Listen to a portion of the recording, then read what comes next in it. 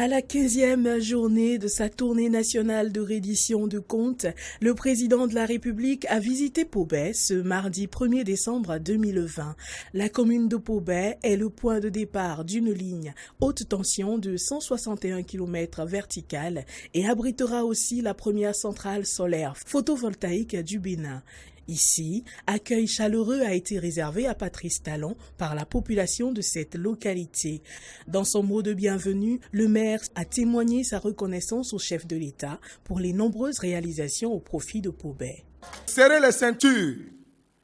Monsieur le Président de la République, nous n'avions pas tous compris que c'est pour construire un Bénin de fierté nationale. Les populations de votre commune me chargent de vous dire qu'elles ont leurs regards encore tournés vers vous pour d'autres doléances. Il s'agit de la relance et de l'achèvement des travaux de l'hôpital de zone Pau-Baye à Diawere-Kétou, abandonné depuis 2011. Le chef de l'État, Patrice Talon, a rassuré l'assistance du fait que les réalisations s'étendront à bien d'autres secteurs de la commune. Il a par ailleurs démontré que le Bénin connaît un changement remarquable à tout point de vue et est de ce fait en marche pour se révéler davantage. L'essentiel était que le Bénin puisse enfin se prendre en charge, prendre son destin en main. On donne la preuve qu'enfin, nous avons commencé par régler nos problèmes les uns après les autres. Qu'enfin, plus rien ne sera une fatalité pour nous.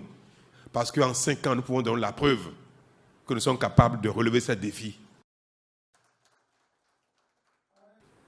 Nos enfants qui sortent du système éducatif, que ce soit au niveau universitaire, niveau secondaire, ou même jusqu'à niveau CEP, sur 100 enfants, 100 personnes, qui sortent du système éducatif pour entrer dans la vie active, plus de 70 sont formés à la culture générale.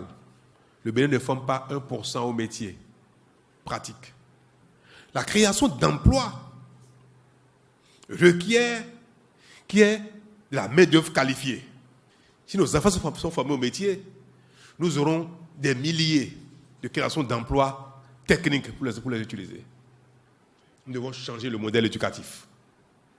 Le gouvernement s'y est mis déjà, depuis bientôt 2 ans. Nous avons lancé des études pour identifier les filières nécessaires, utiles, dans lesquelles il peut y avoir rapidement de l'emploi ou de l'auto-emploi. Les financements nécessaires sont déjà mobilisés. D'ici quelques mois, nous allons démarrer la réhabilitation de nos écoles techniques qui sont un peu partout, mais qui ne sont pas fonctionnelles. Les réhabiliter, les équiper et les rendre opérationnels. Et en construire des dizaines dans le pays entier. Nous allons donner la priorité à la construction d'écoles de métiers. C'est une dynamique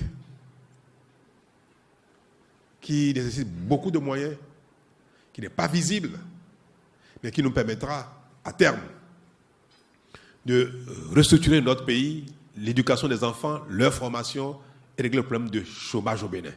Le président de la République a encore une fois confirmé sa volonté de hisser le Bénin au rang des nations prospères avec une gestion efficiente de ses ressources.